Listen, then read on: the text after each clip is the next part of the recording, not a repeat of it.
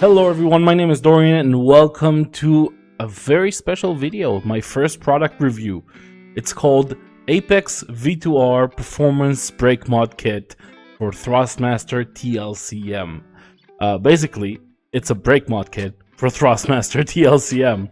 It allows for better feel, more stiffness, and basically a huge upgrade to the normal springs, and I'll explain why. The normal springs, any spring, has a tendency to rebound very quickly. That's what a spring is all about. It doesn't have any dampening on the return from the compression.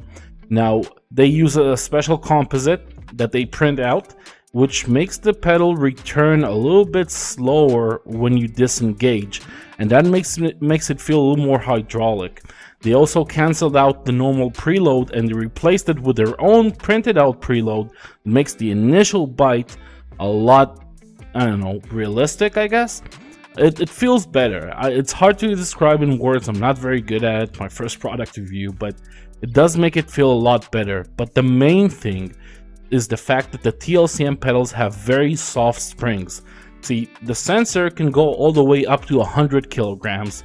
And the springs, even at their hardest settings, can only go all the way to 70 kilograms. That leaves around 30 kilograms of travel on the floor. You want to pick it up by using something stiffer like the Performance Brake Mod Kit. So they give you several different options sorted by colors. Red being the stiffest, black, white, and then purple.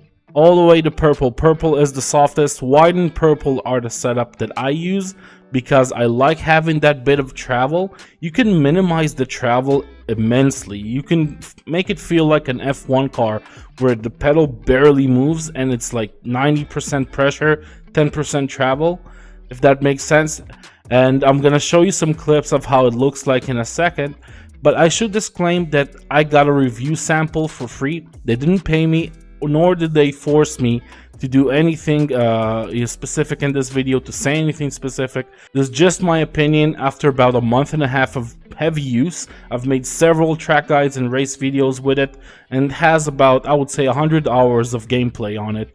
So at this point, I can kind of be very confident and say exactly how it feels like and what's the improvement. It will cost you $60 Canadian, which isn't hugely cheap for a printed out part, but they do provide the free shipping. And if you consider the value of the T-LCM, which is around 200 US, and the $60 Canadian with this mod, it makes it feel like a $400 set of pedals, maybe even more than that. I mean, it does make a big improvement.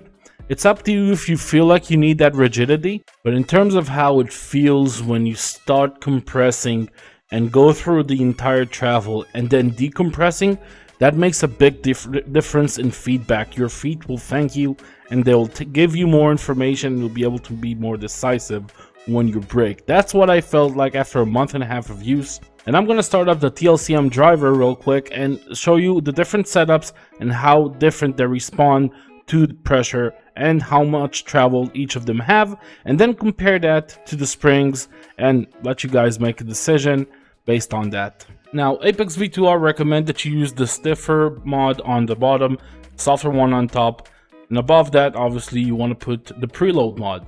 I've started with white and then purple, which is the softest setting I have, which is my sweet spot. This is the one I like because it's very adaptable. And you can see that if I'm compressing it slowly, the brake force is at 100 as of this moment. So I'm using all of the sensor's capability, the load cell, and only when I really finish the travel range is when I reach 100%.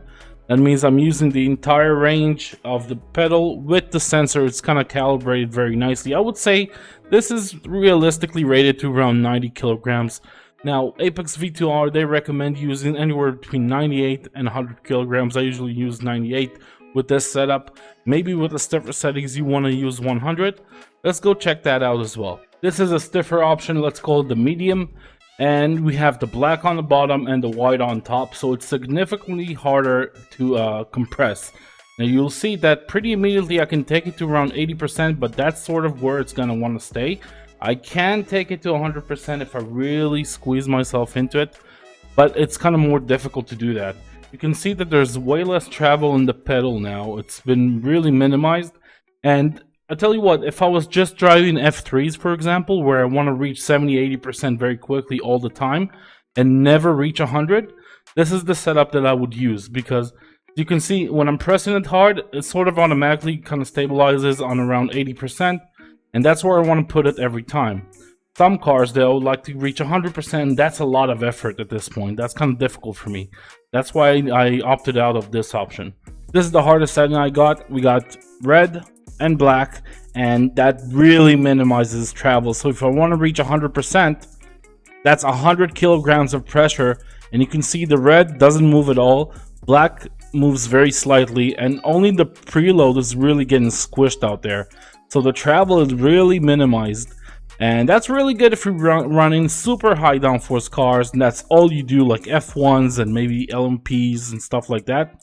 But for any other car, for anything that requires a long duration of hard braking, that's a big no for me. That's quite a workout for your left or right leg, for that matter.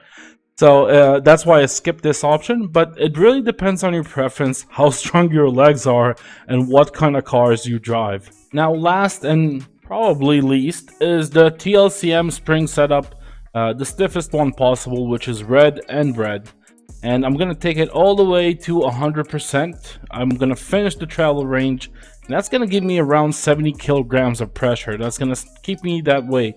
And if I want to increase it even further and try to press harder, it's just going to, it's like, you know, pressing against a concrete wall. It doesn't move. There's no more travel left.